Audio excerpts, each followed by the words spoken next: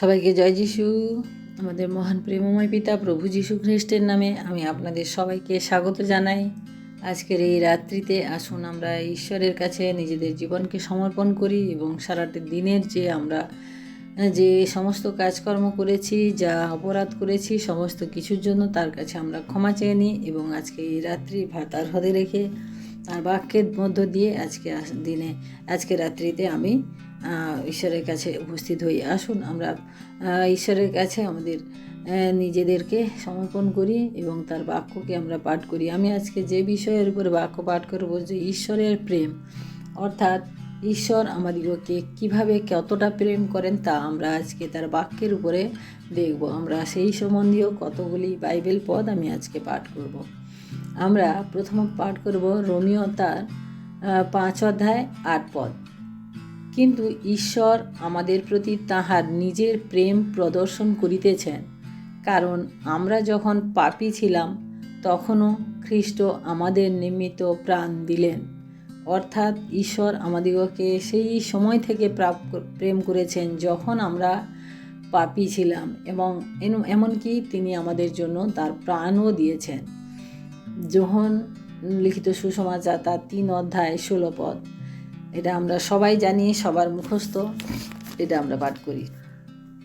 কারণ ঈশ্বর জগৎকে এমন প্রেম করিলেন যে আপনার একজাত পুত্রকে দান করিলেন, যেন যে কেহ তাহাতে বিশ্বাস করে সে বিনষ্ট না হয়, কিন্তু অনন্ত জীবন পায়। এখানেও আমরা সেই প্রেম দেখি যে ঈশ্বর এমন প্রেম করলেন, মানে এই প্রেমের কোনো তুলনা হয় না। এমন সীমাহীন প্রেম করলেন যে প্রেমের জন্য তার একমাত্র পুত্রকে সেই স্বর্গের সিংহাসন থেকে এই পৃথিবীতে তিনি পাঠালেন, এবং যেন আমরা যারা বিনষ্ট হয়ে যাচ্ছি, যারা আমরা বিপথে চলে যাচ্ছি, আমাদের সেই সমস্ত সবাইকে তিনি যেন সঠিক পথে আনেন এবং তাদেরকে যেন অনন্ত জীবন দেন। তাই আমরা ঈশ্বরের প্রেম এখানে আমরা দেখি, এই প্রেমের কোনো তুলনা হয় না, আর এই প্রেম কোথাও পাওয়া যায় না। ইফিসীয় তার 5 অধ্যায় 1 এবং 2 পদ। অতএব প্রিয় বৎসদের ন্যায় তোমরা ঈশ্বরের অনুকারী হও আর প্রেমে চলো, যেমন খ্রিস্ট তোমাদিগকে প্রেম করিলেন এবং আমাদের জন্য ঈশ্বরের উদ্দেশ্যে সৌরভের নিমিত্ত উপহার ও বলিরূপে আপনাকে উৎসর্গ করলেন। আমাদের নিমিত্ত সৌরভের নিমিত্ত ও উপহার বলি অর্থাৎ তার নিজের জীবনকে তিনি উপহার হিসাবে, আমরা কি উপহার দিই? আমরা কাউকে উপহার দিলে কতটা কমে দেওয়া যায় সেটাই আমরা চেষ্টা করি না। হ্যাঁ, যদি আমরা একটা অন্নপ্রাশনে যাবো, একটা বিয়ে বাড়ি যাবো, কতটা আমরা সে পরিমাপ করে উপহার করি। ও বিয়ে বাড়ি যাবো, ওই 250-500 থেকে একটা শাড়ি নিয়ে গিয়ে দিয়ে দিলে হবে, বা একটা কিছু নিয়ে গিয়ে দিয়ে দিলে হবে। কিন্তু ঈশ্বর তার নিজের জীবনকে, তার প্রিয় পুত্রের জীবনকে আমাদের জন্য তিনি উপহার হিসাবে এখানে প্রদান করেছেন। তার জন্য তিনি কি বলেছেন যে তোমরা সকলে প্রেমে চলো। প্রেম, যেই প্রেমে ঈশ্বর আমাদেরকে প্রেম করেছেন সেই প্রেম তিনি আমাদেরকে করতে বলেছেন। গীত সংগীতা তার 89 সংখ্যা 1 পদ। আমি চিরকাল সদাপ্রভুর বহুবিধ দয়া গাইব, আমি নিজ মুখে তোমার বিশ্বস্ততা পুরুষ পরম্পরার কাছে ব্যক্ত করিব। দাউদ এখানে বলেছেন যে আমি চিরকাল তোমার যে দয়া, তোমার যে প্রেম, সেটা আমি গান করব, এবং আমার পুরুষ পরম্পরা মানে একটার পর একটা যতদিন পর্যন্ত আমি থাকবো, আমি সবার কাছে এটা আমি প্রচার করে যাব।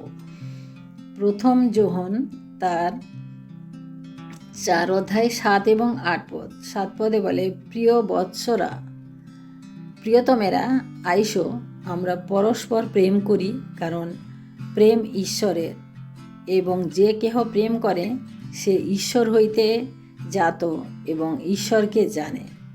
8 পদ, যে প্রেম করে না সে ঈশ্বরকে জানে না, কারণ ঈশ্বর প্রেম। অর্থাৎ এখানে বলা আছে যে ঈশ্বর স্বয়ং তিনি প্রেম। এবং এখানে এই গল্পে এখানে বলা হয়েছে যে হে প্রিয়তমেরা, আইসো আমরা পরস্পর প্রেম করি। অর্থাৎ আমরা যখন বলেছেন যে এখানে তোমরাও এসো, আমরা পরস্পর প্রেম করি, এবং এই প্রেমের মধ্য দিয়ে আমরা ঈশ্বরকে জানতে পারবো বা ঈশ্বরকে দেখতে পারবো, কারণ ঈশ্বর হচ্ছেন প্রেম। আমরা যদি প্রেম না করি তাহলে আমরা ঈশ্বরকেও জানি না, এবং যে প্রেম করে সে ঈশ্বরকে জানে। প্রথম যোহন তার 4:10 ইহাতেই প্রেম আছে, আমরা যে ঈশ্বরকে প্রেম করিয়াছিলাম তাহা নয়, কিন্তু তিনিই আমাদিগকে প্রেম করিলেন এবং আপন পুত্রকে আমাদের পাপার্থক প্রায়শ্চিত্ত হইবার জন্য প্রেরণ করিলেন। 12 মানে প্রথম যোহন তার 4:12 আমরা পাঠ করি, ঈশ্বরকে কেহ কখনো দেখে নাই। যদি আমরা পরস্পর প্রেম করি তবে ঈশ্বর আমাদিগতে থাকেন এবং তাহার প্রেম আমাদিগতে সিদ্ধ হয়। অর্থাৎ এখানে বলা হয়েছে যে আমরা ঈশ্বরকে প্রেম করিনি, কিন্তু তিনি প্রথমে আমাদিগকে প্রেম করেছেন। আমরা কোথায় ছিলাম, কি ছিলাম, আমরা কিছু জানি না, কিন্তু তিনি আমাদিগকে আহ্বান করেছেন এবং তিনি আজকে আমাদিগকে এই প্রেম করার জন্য তিনি আমাদিগকে শিক্ষা দিয়েছেন বা শিখিয়েছেন। তাই ঈশ্বরকে আমরা তো কখনো দেখিনি। যদি পরস্পর প্রেম করি তবে ঈশ্বর আমাদিগতে থাকেন। আমরা যদি পরস্পর প্রেম করি তাহলে সেই ঈশ্বরকে আমরা তখন দেখতে পাই। যাত্রা পুস্তক তার 34:6 এবং 7 6 পদ বলে, ফলত সদাপ্রভু তাহার সম্মুখ দিয়া গমন করত এই ঘোষণা করিলেন, সদাপ্রভু স্নেহশীল ও কৃপাময়, ঈশ্বর ক্রোধে ধীর ও দয়াতে ও সত্যে মহান।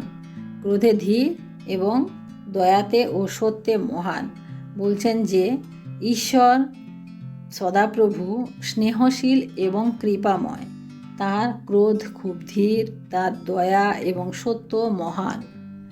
এখানে আমরা পাঠ করলাম। আরও আমি এখানে 7 পদে পাঠ করি, সহস্র সহস্র পুরুষ পর্যন্ত দয়ার রক্ষক, অপরাধের, অধর্মের ও পাপের ক্ষমাকারী। অর্থাৎ ঈশ্বরের এখানে প্রতিশ্রুতি যে সহস্র সহস্র পুরুষ পর্যন্ত তিনি দয়ার রক্ষক, অপরাধের ও অধর্মের ও পাপের ক্ষমাকারী ঈশ্বর। তিনি আমাদিগকে সর্বদাই প্রেম করেন।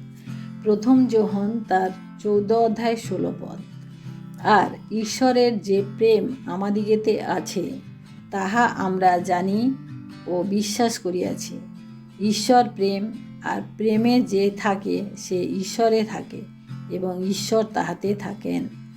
অর্থাৎ যে প্রেম আমাদিগকে তিনি করেছেন আমরা প্রত্যেকে জানি এবং আমরা বিশ্বাসও করি, কিন্তু ঈশ্বর প্রেম যদি আমাদের মধ্যে না থাকে, সেই প্রেম যদি না থাকে তাহলে আমরা তার সাথে থাকতে পারি না।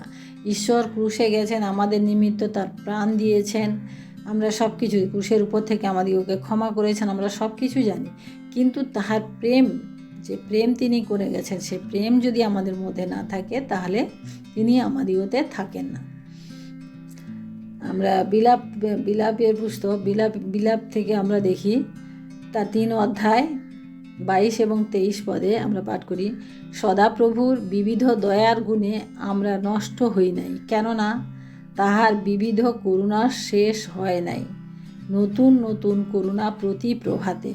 অর্থাৎ ঈশ্বর আমাদেরকে প্রতিদিন নতুন নতুন করে দয়া দেন, নতুন নতুন করে অনুগ্রহ আমাদের জন্য দেন। প্রত্যেক প্রভাতে, প্রত্যেক সকাল থেকে তিনি আমাদেরকে অনুগ্রহ দিতে থাকেন। তাই তো আমরা আজকে এখনো পর্যন্ত সুস্থ সবলভাবে রয়েছি। এবং এটা শুধু তার দেওয়া নয়, তিনি যদি চান যে তিনি চান যেন আমরাও তার সাথে থাকি এবং তার সাথে আমরা প্রেমে বসবাস করি, এটাই তিনি চান। ইব্রিয় পুস্তকের তার 12:6 কেননা প্রভু যাহাকে প্রেম করেন তাহাকেই শাসন করেন, যে কোনো পুত্রকে গ্রহণ করেন তাহাকেই প্রহার করেন। অর্থাৎ আমরা ঈশ্বরের যখন শাসন, যখন তাড়না আমরা মনে করি যে আমার জীবনে কেন হচ্ছে এরকম, কিন্তু প্রিয় ভাই বোনেরা, এটা মনে রাখবেন, যেটা ঘটে সেটা ভালোর জন্য ঘটে এবং সেখানে ঈশ্বরের কোনো পরিকল্পনা থাকে। তাই আমাদের জীবনে যে মানে খারাপ সময় আসে, আমাদের জীবনে অনেক দুর্ঘটনা আসে, প্রত্যেকটা কিছুর মধ্যে কিন্তু ঈশ্বরের একটা পরিকল্পনা থাকে এবং ঈশ্বর সেভাবে আমাদিগকে তৈরি করেন। কারণ তিনি যাদেরকে প্রেম করেন তিনি তাদেরকেই শাসন করেন এবং যাদেরকে প্রেম করেন তাদেরকেই তিনি প্রহার করেন। তাই আসুন আজকে আমরা প্রার্থনায় যাই এবং এই ঈশ্বরের প্রেমকে আমরা ধরে রাখার চেষ্টা করি।